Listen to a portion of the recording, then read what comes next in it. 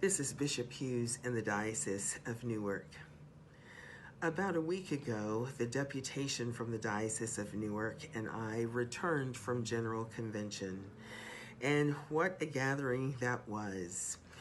For those of you who don't have a lot of experience or knowledge about General Convention, it is the triennial, meaning every 3 years, the triennial gathering of the Episcopal Church.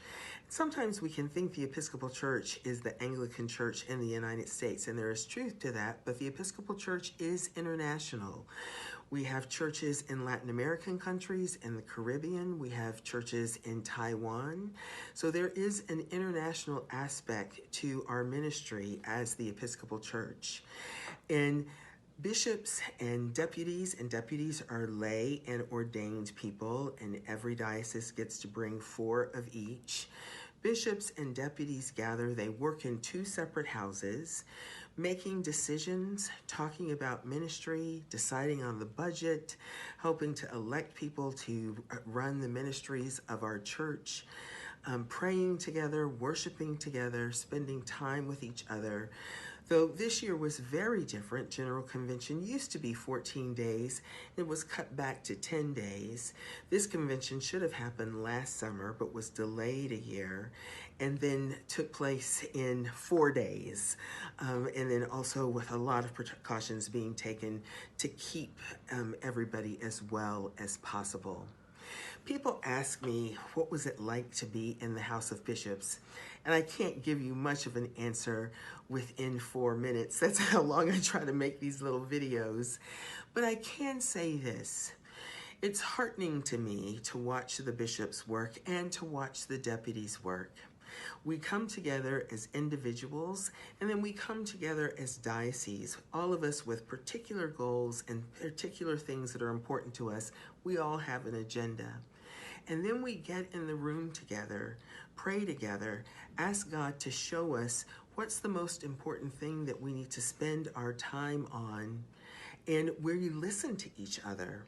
I think that was the most powerful part about being in the House of Bishops. I've been as a deputy before, but this is my first time being there as a bishop, was how the bishops listened to each other. We don't agree on everything. We are not of one mind on many things, but there was a real desire to hear each other, and we looked at some complicated and complex issues.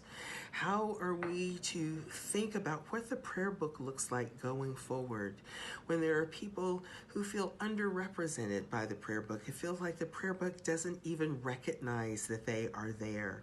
How do we think about that going forward?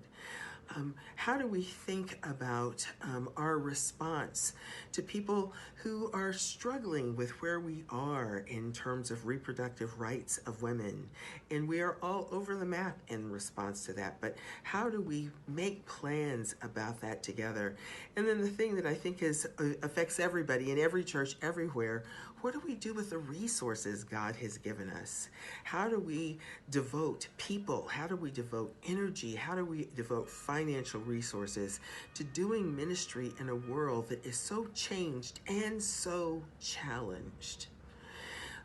Listening to us, and there were times that all of us spoke and times that all of us listened, but being a part of that gave me such hope for the future, because the thing that I'm aware of is that God speaks to all of us, and it is rare that any one of us is right all the time. All of us hold a piece of the truth, but we don't get the whole truth until we are there together. There's one last thing that had a strong impact on me, and it's not the first time I've seen it happen in the House of Bishops, but it's when a bishop stood up in front of everyone and apologized for their words that had been uttered in haste or harshly, and that had hurt an individual person, another bishop, but publicly said before all of the bishops, I am sorry for what I have said to my sibling bishop, and I apologize to all of you bishops for that happening, and I promise that I will continue to do better on that, but I ask for everyone's forgiveness. Powerful statements, powerful ways to be in community, a way for us to consider how we are each in community at a time when the world tells us only you are right, only you know the answer. Our life in communion tells us something different, that it is God who is right, and it is God who is guiding us.